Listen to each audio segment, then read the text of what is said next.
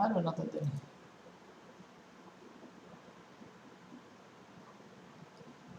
2-3 মাস বাড়ি দেখি আমি রাতে আপনার সাথে কথা কালকে কথা বলি না বাড়ি যাওয়া বা এসে নিয়ে ওকে দিলাম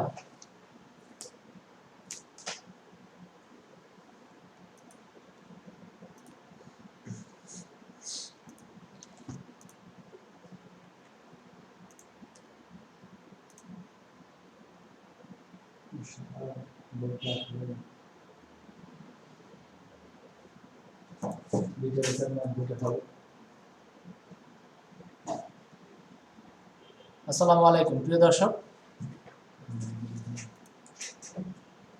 আপনাদের সাথে এখন চলে আসলাম 41তম বিসিএস পরীক্ষায় ইংরেজি অংশের প্রশ্ন সমাধান নিয়ে এবং একই সাথে এই প্রশ্নগুলো কিভাবে কোন সোর্স থেকে আসছে সেই সোর্সগুলো সহ আপনাদেরকে জানিয়ে দিতে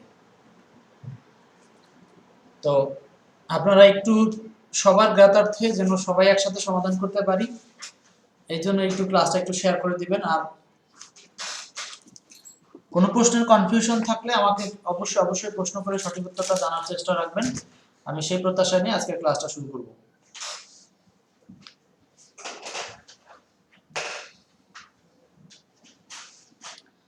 তো আলোচনার শুরুতেই জানিয়ে রাখি সেটি হচ্ছে 41তম বিসিএস পরীক্ষা ইংরেজি থেকে প্রশ্ন ছিল একদম সিলেবাস অনুসারেই 35টি প্রশ্ন ছিল এবং এই 35টি প্রশ্নর মধ্য থেকে আলহামদুলিল্লাহ আমাদের এক্সপার্ট ইংলিশ বই থেকে 22টি প্রশ্ন কমন এই 22টি প্রশ্ন কমনের নমুনা সহ পুরো অংশ ব্যাখ্যা করে আমি আপনাদেরকে আজকে আলোচনা দেখাতে চাই তো চলুন শুরু করে দিই একদম প্রথম প্রশ্নে যাচ্ছি তার আগে আপনাদেরকে ক্লাসটা একটু শেয়ার করার অনুরোধ জানাবো যাতে আমরা সবাই একসাথে ক্লাসটি করতে পারি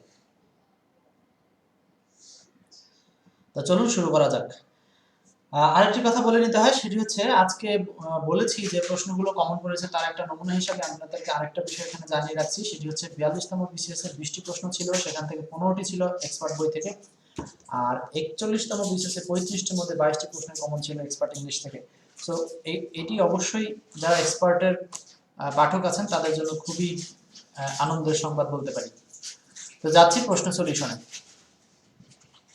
কোশ্চেন 1 হ্যাঁ কে কে আছেন আমার সাথে একটু জানাবেন আর ক্লাসটা একটু শেয়ার করবেন প্লিজ যাচ্ছে প্রশ্ন 1 নম্বর প্রশ্ন বলা আছে আমি আনসারটা দিয়ে দিচ্ছি আপনাদের আনসারটা মিলিয়ে নেবেন এবং শেষে জানাবেন যে কার কয়টা হলো why then it is none to you for there is nothing either good or bad but thinking makes it so এখানে এই কোটেশনটি কোথা থেকে নেওয়া হয়েছে সেই প্রশ্নটি করা হয়েছে এই প্রশ্নটি মূলত নেওয়া হয়েছে হ্যামলেট থেকে আমরা জানি উইলিয়াম শেক্সপিয়ারের লেখা হ্যামলেট হচ্ছে একটি ট্র্যাজেডি নাটক এই ট্র্যাজেডি নাটক থেকে মূলত এই ডায়লগটি নেওয়া হয়েছে তা আনসারটা হচ্ছে 1-4 কাদের কাদের উত্তর হলো অবশ্যই একটু চেষ্টা করেন উত্তর যাদের হচ্ছে তারা একটু জানিয়ে দিতে যে আমার উত্তর হচ্ছে বা আমার হচ্ছে না এরকম কিছু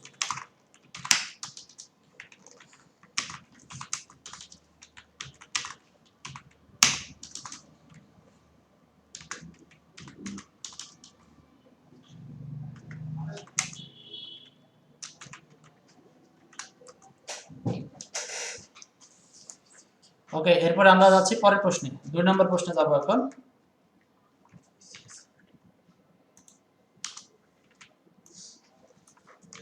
কোশ্চেন 2 দেখেন 2 নম্বরে বলা আছে made weak by time and fate but strong in will to strive এরপর বলা আছে to seek to find and not to be able is taken from the poem মানে এই কোটেশনটা আসলে নেওয়া হয়েছে কোথা থেকে এটি নেওয়া হয়েছে সি নাম্বার অর্থাৎ আলফ্রেড টেনিসনের এটি হচ্ছে উক্তি বা আলফ্রেড টেনিসনের সাহিত্য থেকে নেওয়া হয়েছে এই উক্তিটি কোটেশনটি তো এবারে বিসিএস এ কিন্তু কোটেশনের ব্যাপক একটা ব্যবহার ছিল যে ব্যবহারটা অনেকগুলো কোটেশন আসছে তো আপনাদেরকে বলবো যে নেক্সট ইয়ার থেকে যখন পড়বেন লিটারেচারের জন্য বিশেষ করে কোটেশনের উপর খুব জোর দিতে হবে আচ্ছা এরপর যাচ্ছি প্রশ্ন 3 নম্বরে give somebody a piece of your mind এই বাক্যটার মিনিং কি সরি এটা হচ্ছে একটা ফ্রেজ দেখেন ইডিয়মস এন্ড ফ্রেজের মধ্যে এই ফ্রেজটা কিন্তু স্বাভাবিকভাবে অনেকে আমরা জানি না এটা অনেকের কাছে ভিন্ন আনসার মনে হতে পারে এবং আনসারটা অনেকে ভুল করে আসতে পারে এটি উত্তর হচ্ছে 1 number tell someone that you are very angry with them 3 number কিভাবে 3 এর 1 উত্তর এইটা আসলে ইডিয়মস এন্ড ফ্রেজ আপনারা বই ঘাটাঘাটি করলে হয়তো জানতে পারবেন যে give somebody a piece of your mind. হ্যাঁ, এটা যদিও অনেকে মনে হচ্ছে মনের এক টুকরো দেওয়া, আসলে ঠিক না। এটার উত্তর হচ্ছে এরকম যে আপনি কাউকে কোনো কাজ দিলেন কিন্তু রাগের স্বরে বললেন যে কাজটা যেন সে তাড়াতাড়ি করে, সেই অর্থে আপনি এই ইংলিশটিকে ব্যবহার করতে পারেন। Question 4, to win prize, to win a prize is my ambition, to win a prize is my ambition। তো এখানে টু উইন প্রাইজ এটা সাবজেক্টের পজিশনে আছে। তো সাবজেক্টের পজিশনে থাকলে আমরা জানি ভার্বের আগে সাবজেক্টের পজিশনে কিছু থাকলে সেটি হচ্ছে নাউন ফ্রেজ হয়, বা স্বাভাবিকভাবে সাবজেক্ট হিসাবে নাউন, আর এই ক্ষেত্রে আমরা যখন ফ্রেজ হিসাবে পাবো কিছু তখন সেটার নাম অবশ্যই নাউন ফ্রেজ। তো এই বিষয়টা মনে রাখতে হবে যে সাবজেক্টের আগে যদি কোনো ফ্রেজ পাওয়া যায় তবে সেটি হচ্ছে নাউন ফ্রেজ। তো নাউন ফ্রেজ থেকে এই প্রশ্নটা কিন্তু সরাসরি এক্সপার্ট জব ইংলিশ বই থেকে কমন করেছিল। আমি পেজ নাম্বার সহ আপনাদেরকে একদম চেনার উপায় বিস্তারিত এখানে দিয়ে দিয়েছি। হ্যাঁ, আচ্ছা, এরপর আসি কোশ্চেন 5-এ। 5 and 6 এই দুটো একসাথে সমাধান দেখে নেন। সেটা হচ্ছে 5 নম্বরে বলা আছে choose the word opposite in meaning to terse. তার মানে টার্স মানে আমরা জানি হচ্ছে সংক্ষিপ্ত বা সংক্ষেপ, সংক্ষিপ্ত বা সংক্ষেপ। তো সেখান থেকে উত্তর হবে ডেসক্রিপটিভ, কারণ ডেসক্রিপটিভ মানে হচ্ছে বর্ণনামূলক। অনেকেই ভাবছে যে ডিটেইলড হবে কিনা, না, ডিটেইলড কথাটার মানে হচ্ছে বিস্তারিত। তো বিস্তারিত এটা হচ্ছে শুধুমাত্র কথার ক্ষেত্রে, মৌখিক প্রসঙ্গের ক্ষেত্রে আমরা বলতে পারি যে ডিটেইল বলো। আর যদি বলি যে বর্ণনা করে লিখো বা বিস্তারিত লিখো, তখন আমাদেরকে আনসার করতে হবে ডেসক্রিপটিভ শব্দটা। তো এই দুইটা শব্দের মধ্যে একটা ইন্টারনাল ডিসটেন্স রয়েছে, সেই দিক থেকে ডেসক্রিপটিভটাই হচ্ছে সঠিক উত্তর। এরপর হচ্ছে 6 number, what is the noun form of the word know. Know এর নাউন ফর্ম হচ্ছে নলেজ। এই প্রশ্নটি এক্সপার্ট জব ইংলিশ বই থেকে কমন ছিল, হুবহু এক্সপার্ট জব ইংলিশ বইয়ের 412 নম্বর পেজে ছিল। যাদের কাছে বই আছে তারা দেখে আসতে পারেন। আচ্ছা, এরপরে যাচ্ছি পরের প্রশ্নে, কোশ্চেন 7। কোশ্চেন 7-এ বলা আছে আই শ্যাল হেল্প ইউ, আমি তোমাকে সাহায্য করব, ড্যাশ ইউ অবি মি, যদি তুমি আমাকে আমাকে মান্য করো। এখানে কিন্তু এই প্রোভাইডেড শব্দটি একটা কনজাংশন হিসাবে কাজ করছে, অর্থাৎ এই প্রোভাইডেড কথাটার মানে হচ্ছে যদি। I shall help you if you obey, যদি তুমি মান্য করো। আচ্ছা, আপনাদের যারা ক্লাসটি দেখছেন একটু কষ্ট করে শেয়ার করবেন যাতে অন্যরা একটু দেখতে পারে। ঠিক সেম ভাবে আপনাদের কোনো উত্তর নিয়েও কনফিউশন থাকলে জানাবেন। আচ্ছা, 7-এর উত্তরটা হচ্ছে সি নাম্বার, কনজাংশন। যাচ্ছি পরের প্রশ্ন, প্রশ্ন 8 number, identify the correct spelling. এটাও একদম এক্সপার্ট বইতে হুবহু কমন বইতে ছিল, হুবহু আপনাদেরকে রেফারেন্স আমি এখানে শো করে দিয়েছি। কোশ্চেন নিয়ার, কোশ্চেন নিয়ার মানে হচ্ছে প্রশ্নমালা। কোশ্চেন নাই রে, কোশ্চেন নাই রে, অর্থাৎ 8-এর উত্তর হচ্ছে 3 নাম্বারটা, কোশ্চেন নাই রে। এই যে এটাকে যদি আমি আপনাদেরকে ভেঙে ভেঙে দিই তাহলে মনে রাখতে সুবিধা হবে। আমরা কিন্তু এক্সপার্ট বইয়ের মধ্যে এইভাবেই সুন্দর করে ভেঙে ভেঙে আলোচনা করা আছে যে একটা স্পেলিং কিভাবে মনে রাখবেন, মুখস্থ করবেন, সেই জন্য কিন্তু অনেক ক্লু দেওয়া আছে। তো মূলত এটাও কিন্তু একটা নিয়ম দেওয়া ছিল যে কোশ্চেন নাই রে এভাবে ভেঙে মুখস্থ করতে হবে, সেই প্রশ্নটাই চলে আসছে। আচ্ছা, এরপরে চলে আসছি question 9, find out the correct passive form of the sentence who taught you friends. এটার প্যাসিভ ভয়েস কি? এটা মোটামুটি সবাই পারবেন, কারণ সেটি হু হোমের নিয়ম দেওয়া হয়েছে, অর্থাৎ হু থাকলে বাই হোম ইউজ করতে হবে। আর এটি হচ্ছে পাস্ট ইনডেফিনিট টেন্স, তো সেই জন্য অজ অথবা অয়ার, এখানে অয়ার আসবে কারণ হচ্ছে সাবজেক্ট আছে কি ইউ। আর যেহেতু ইন্টারোগেটিভ বাক্য সেই জন্য ইউ এর আগে আসবে হচ্ছে সাবজেক্ট, ইউ এর আগে আসবে অক্সিলারি ভার্ব হিসাবে অয়ার, আর লাস্টে চলে গেল ফ্রেন্স, তো লাস্টেই থাকবে। সো 9-এর উত্তরটা হচ্ছে 4 নাম্বার। এরপর আসি কোশ্চেন 10 সলভ করবেন, কোশ্চেন 10। কোশ্চেন 10টা একটু দেখি, খেয়াল করেন। প্রশ্ন 10-এ বলা আছে select the correct comparative form of the sentence. এই সেন্টেন্সটি কম্পারেটিভ কি হবে? আচ্ছা, রোজিনা, রবি, অনেকেই দেখছেন, একটু ক্লাসটা শেয়ার করে দিবেন যাতে প্রশ্ন সমাধানটা সবাই একটু ব্যাখ্যা সহ নিতে পারে। 10 নম্বর, select the correct comparative form of the sentence. A string of pearl was not so bright as her teeth. এটি মূলত আছে হচ্ছে পজিটিভ ডিগ্রিতে, এই যে আমরা সো ডট ডট অ্যাজ দেখে বুঝতে পারছি। তো এখান থেকে কম্পারেটিভ করতে হলে প্রথমত আমাকে এই অবজেক্টটাকে সামনে আনতে হবে, অর্থাৎ হার্ড টিথ, তারপর লিখতে হবে were brighter than a string of pearls. So এখানে এই যে ওয়্যার, যদি এখানে ওয়্যার কেন হলো, কারণ টিথ হচ্ছে প্লুরাল, এই জন্য ওয়্যার হয়েছে। আর এই যে ডিগ্রি এর পজিটিভ ওয়ার্ড ছিল ব্রাইট, এই ব্রাইটটা এখানে হয়ে গেছে ব্রাইটার। আর এরপরে কম্পারেটিভ হিসাবে এখানে দেন আসবে, তারপরে প্রথম সাবজেক্টটা চলে যাবে শেষে। সো উত্তরটা হয়েছে এটি। এই প্রশ্নটি যে নিয়ম থেকে কমন করেছে সেটি হচ্ছে এক্সপার্ট জব ইংলিশ বইয়ের পেজ নাম্বার 257 রুল 26 থেকে আসছে। তো এই যারা এক্সপার্ট জব ইংলিশ বইটা পড়েছেন তারা জানেন যে এখানে সব জব কেন্দ্রিক সুন্দরভাবে আলোচনা করা আছে, বিশেষ করে বিসিএস বা ব্যাংক অন্যান্য চাকরি কেন্দ্রিক প্রশ্নগুলো বেশি দেওয়া আছে। তো সেখান থেকে কিন্তু এবার প্রমাণ হলো যে জব কেন্দ্রিক প্রশ্ন থেকেই প্রশ্ন কমন হচ্ছে। আচ্ছা, এরপর আসে প্রশ্ন 11-12। 11তে বলা আছে in Shakespeare's play Hamlet, Hamlet was prince of. শেক্সপিয়ারের নাটক হচ্ছে হ্যামলেট। হ্যামলেট কোথাকার প্রিন্স ছিল? উত্তর হচ্ছে ডেনমার্কের প্রিন্স ছিল। হ্যামলেট ছিল ডেনমার্কের প্রিন্স। আচ্ছা, তাহলে এখানে হ্যামলেট হচ্ছে ডেনমার্কের, এটাও আমাদের এক্সপার্ট ইংলিশ লিটারেচার বইতে পেজ নাম্বার 66 তে একদম উল্লেখ করা ছিল। ক্যারেক্টারগুলো যখন লেখা সেখানে লেখা ছিল। তো যারা এক্সপার্ট ইংলিশ লিটারেচার বই পড়ছেন, আমি কিছুদিন আগে একটা লিটারেচারের শীট দিয়েছিলাম উইলিয়াম শেক্সপিয়ারের উপরে, সেই শীট থেকে মূলত প্রশ্ন common. 12 Was this the phase that launched 1,000 ships and burned topless tower of Ilium? এটা হবে who speaks this famous line? এইটা বলেছে হচ্ছে ফস্টাস। ফস্টাস মানে ডক্টর ফস্টাস বলেছে। আর এই ডক্টর ফস্টাস হচ্ছে আবার লিখেছে কে? লিখেছে হচ্ছে ক্রিস্টোফার মার্লো। ক্রিস্টোফার মার্লো লিখেছে ডক্টর ফস্টাস, আর সেখানে ফস্টাসের উক্তি হচ্ছে এটি। এরপর আসি পরের প্রশ্নে। Question 13, the character Alfred Doolittle, Alfred Doolittle is taken from Shaw's play titled। এখানে আলফ্রেড ডুলিটল এটি কোথা থেকে নেওয়া হয়েছে? শোজ মানে হচ্ছে George Bernard Shaw, George Bernard শোর পিগমিলিয়ন থেকে এটি নেওয়া হয়েছে। এরপর আসে 14 নম্বর, the poem the love songs of J Alfred Prufrock. Alfred প্রুফুকের লেখা, sorry, the love song of J Alfred Prufrock. J Alfred Prufrock এটা কে লিখেছেন? এটা লিখেছেন টি.এস. ইলিয়ট। 15 নম্বর, who is the author of the first scientific romance the time machine? Time machine লিখেছে কে? এইচ.জি. Wales. Time মেশিনের এটা হচ্ছে সায়েন্টিফিক রোমান্স সাহিত্যকর্ম, এটা হচ্ছে এইচ.জি. ওয়েলস লিখেছে। হ্যাঁ, এটিও আমাদের এক্সপার্ট ইংলিশ লিটারেচার বইতে 149 নম্বর পেজে হুবহু ছিল। হ্যাঁ, একটা কথা না বললেই নয়, প্রশ্ন কমনে বাজিমাত, অর্থাৎ 42তম বিসিএসে কিন্তু 20টাতে 15টা কমন ছিল এক্সপার্ট থেকে, আর 41তম বিসিএসে 35টিতে 22টি কমন পড়েছে। এরপর আসেন 16 নম্বর, Adela Quested and Mrs Moore are characters from the novel. এখানে এই আদিলা খেয়াল করেন, এই যে এই ক্যারেক্টারগুলো নেওয়া হয়েছে কোন সাহিত্যকর্ম থেকে? সেটা হচ্ছে এ প্যাসেজ টু ইন্ডিয়া, অর্থাৎ E.M. ফোস্টারের এ প্যাসেজ টু ইন্ডিয়াতে এই ক্যারেক্টারগুলো রয়েছে। 17 নম্বর, Shylock is a character is the play. Shylock কোন নাটকের ক্যারেক্টার? শাইলক হচ্ছে মার্চেন্ট অফ ভেনিসের ক্যারেক্টার, এবং এটিও এক্সপার্ট ইংলিশ লিটারেচার বইতে আছে। 18 নম্বর, Vanity of Fair is novel. Vanity of Fair এটি লিখেছে W.M. থ্যাকারি, অর্থাৎ William Makepeace Thackeray. Vanity Fair লিখেছেন উনি, এটিও এক্সপার্ট ইংলিশ বই থেকে কমন হয়েছে হুবহু। 19 নম্বর, Pip is the protagonist in Charles Dickens. Charles ডিকেন্সের পিপ হচ্ছে একজন প্রোটাগনিস্ট, মানে কেন্দ্রীয় চরিত্র। কোন অংশের? কোনটি? সেটা হচ্ছে গ্রেট এক্সপেকটেশন। গ্রেট এক্সপেকটেশন উপন্যাসের প্রোটাগনিস্ট বা মূল চরিত্র হচ্ছে পিপ। 20 নম্বর, Lady Chatterley lover was written by the author.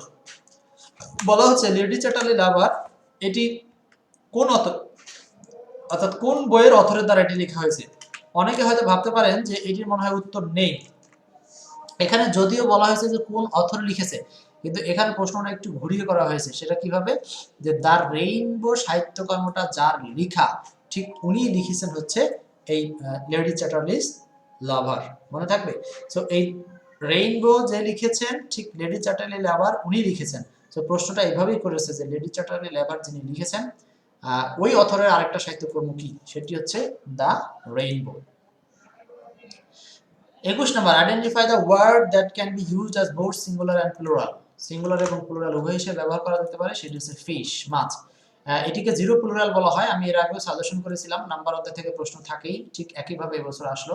তো কমনের প্রমাণ এক্সপার্ট জব ইংলিশ বইয়ে পেজ নাম্বার 80-তে গেলে আপনারা পাবেন যে ওখান থেকে এই প্রশ্নটি এসেছে।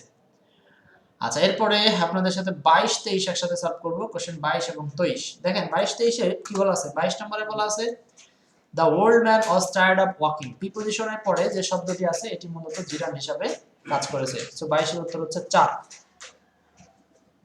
আর 23 এর উত্তর হচ্ছে I will not let you go. এখানে গো শব্দটা কি সেটি জানতে চাওয়া হয়েছে। গো আসলে ইনফিনিটিভ, কিন্তু বেয়ার ইনফিনিটিভ। কিভাবে? কারণ এর সামনে টু ছিল, সেই টুটা উজ্জ্ব আছে। বাংলা করলেই বুঝতে পারবেন এই প্রশ্নটা। I will not let you go, আমি তোমাকে যেতে অনুমতি দিব না, যেতে দিব না, যেতে, টু গো মানে যেতে। সো এর সামনে আসলে টু ছিল। সো 23 এর উত্তরটা হচ্ছে 1। 24, when উশসী entered the room everybody stopped walking, এখানে কি হবে आंसर? দেখেন entered এর পরে হবে into, কিন্তু এই বাক্যটাতে into ইউজ করা যাবে না। কেন?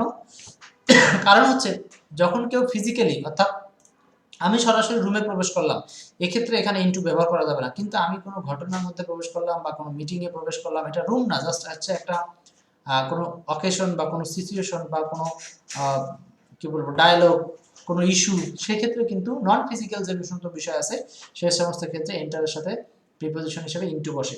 আর এখানে এন্টারের সাথে কোনো প্রিপোজিশন বসবে না, কারণ উশস নিজেই রুমে চলে যাচ্ছে। অর্থাৎ ফিজিক্যালি যদি কেউ কোথায় প্রবেশ করে তখন সেটা শুধু এন্টার্ড হবে, এখানে আর প্রিপোজিশনের প্রয়োজন নাই। 25 number, which bird is a preposition, মানে কোন বাক্যে বার্ড হচ্ছে একটা প্রিপোজিশন। দেখেন এখানে উত্তর হচ্ছে B number. What can you do আমরা কি করতে পারি, বাট সিট অ্যান্ড ওয়েট, মানে হচ্ছে বসে থাকা এবং অপেক্ষা করা ছাড়া। এখানে বাট শব্দটা কিন্তু ছাড়া অর্থ প্রকাশ করছে। সো ছাড়া অর্থ প্রকাশ করতে বাট শব্দটি প্রিপোজিশনের ন্যায় অর্থ দেয়।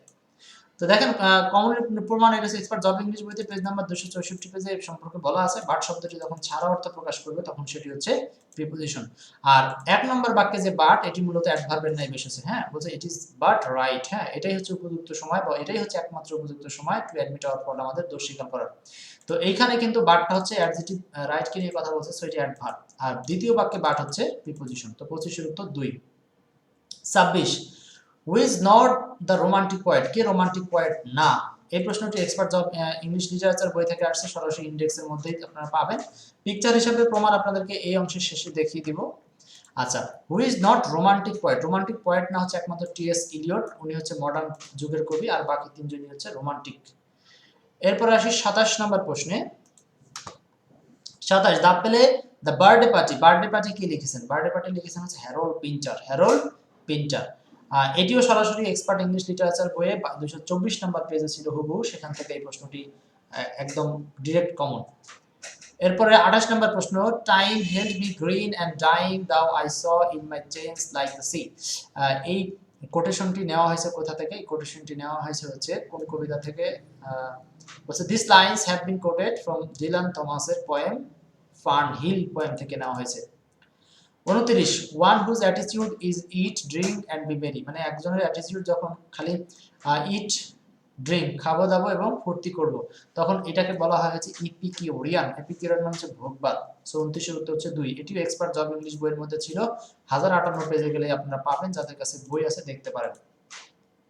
30 নম্বর প্রশ্ন, call me if you have any problem regarding your work. Regarding শব্দটি যখন বিষয়ের অর্থ দেয় এবং এরপরে নাউন ফ্রেজ যুক্ত হয় তখন সেটি হচ্ছে প্রিপোজিশন।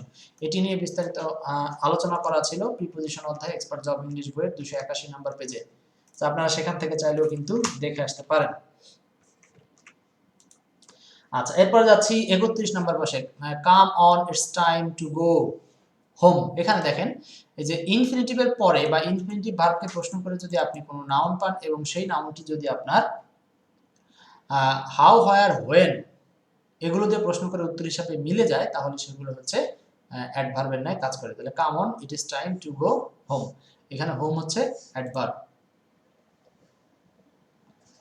আচ্ছা, এটিও কিন্তু এক্সপার্ট জব ইংলিশ বইয়ের মধ্যে হুবহু 204 নম্বর পেজের মধ্যে ছিল, এমসিকিউ 32 নম্বর আকারে আলোচনা করা ছিল। আপনারা যারা এক্সপার্ট জব ইংলিশ পড়েন তারা সেখান থেকে এই প্রশ্নগুলো সম্পর্কে ধারণা নিতে পারবেন। ওকে, 31 নম্বর প্রশ্নের উত্তর হবে হোম মানে অ্যাডভার্ব। 32 নম্বর প্রশ্ন দেখেন, কোশ্চেন 32 বলা আছে যে huffing and puffing we arrived. Arrived এখানে কোন ধরনের ভার্ব? এটি হচ্ছে ইনট্রানজিটিভ ভার্ব। যারা প্রশ্ন সলভ করেছেন তারা জানেন, কারণ হচ্ছে এই ভার্বের পরে কোনো অবজেক্ট নাই, আছে অ্যাডভার্ব আছে বা অন্যান্য কিছু আছে। সো অবজেক্ট যেহেতু নাই সেহেতু এটি হচ্ছে ইনট্রানজিটিভ ভার্ব। এটিও নিয়মের মধ্যে থেকে আসছে, এক্সপার্ট জব ইংলিশ বইয়ের এত নম্বর পেজ এবং 18 নম্বর রুলস আছে, দেখবেন আপনারা গেলে পাবেন। এরপর আপনাদেরকে বলেছিলাম যে এক্সপার্ট ইংলিশ বই থেকে পরপর দুটি বিসিএস এ কিন্তু পর্যাপ্ত সংখ্যক প্রশ্ন কমন এসেছে, অর্থাৎ 42 বিসিএস এ 20টির মধ্যে 15টি প্রশ্ন কমন ছিল, আর 41 বিসিএস এ 35টির মধ্যে 22টি প্রশ্ন কমন। সো এটাই একটা বই থেকে সর্বোচ্চ কমনের পরিমাণ। এরপর আসি কোশ্চেন 33 সলভ করব। 33 এ বলা আছে which one of the following is a common gender, নিচের কোনটা কমন জেন্ডার? উত্তর হচ্ছে সভরেন। সভরেন কেন কমন জেন্ডার? কারণ হচ্ছে এর বাংলা হচ্ছে নির্দিষ্ট কোনো এরিয়ায় কোনো একজন শাসক বা প্রধানকে বলা হয় সভরেন। এটার কিন্তু দ্বিমুখী মিনিং আছে। সো অর্থের দিকে তাকিয়ে কিন্তু আনসার করতে হবে। সো এটি হচ্ছে একটা কমন জেন্ডার। আর বাকিগুলোর মধ্যে কিং হচ্ছে ম্যাসকুলিন জেন্ডার, এম্পায়ার সম্রাট ম্যাসকুলিন জেন্ডার, কুইন হচ্ছে ফেমিনিন জেন্ডার, আর একমাত্র সভরেন হচ্ছে common gender. 34 number who is that, কে সে? এখানে দ্যাট দ্বারা আসলে কাউকে নির্দেশ করে বোঝানো হচ্ছে। সো এটি ডেমনস্ট্রেটিভ প্রোনাউন। সো এটি ডেমনস্ট্রেটিভ প্রোনাউন হিসাবে ব্যবহার আপনারা যদি জানতে পারেন তাহলে হয়তো এটার উত্তর করতে পারতেন। তো খেয়াল করেন এটার ব্যাখ্যাও কিন্তু আছে এক্সপার্ট জব ইংলিশ বইতে পেজ নাম্বার 56 তে। সো আপনারা চাইলে সেখান থেকে কিন্তু এগুলো দেখে আসতে পারবেন। 35 number which one is the correct sentence, নিচে কোনটি সঠিক বাক্য? এই প্রশ্নটি যে একটু দ্বিমত থাকলেও আমি আনসারটা এভাবেই করব। সেটি হচ্ছে the doctor field the my pulse. তার মানে হচ্ছে ডক্টর যখন নারী পরীক্ষা করে এর মানে হচ্ছে তখন সে পালস রেট কাউন্ট করে বা বোঝার চেষ্টা করে।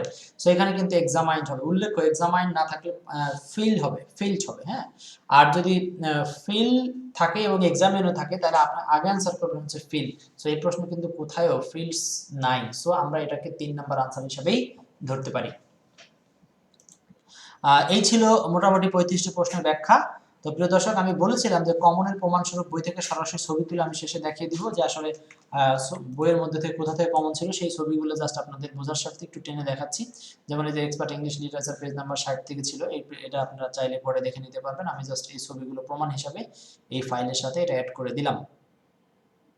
সো এক্সপার্ট ইংলিশ বইয়ের কোনো জুড়ি নাই, কারণ এই বই থেকেই কিন্তু বারবার ঘুরে ফিরে প্রশ্নগুলো কমন পড়ছে। সো যারা ইংলিশ নিয়ে খুব চিন্তিত আছেন তাদেরকে বলবো যে এক্সপার্ট ইংলিশ বই পড়েন। এই যে এই পেজগুলো আমি আপনাদের জন্য সব সংযোগ করে দিলাম। আর কারো কোনো বিশেষ প্রশ্ন না থাকলে আজকের মতো এই পর্যন্তই।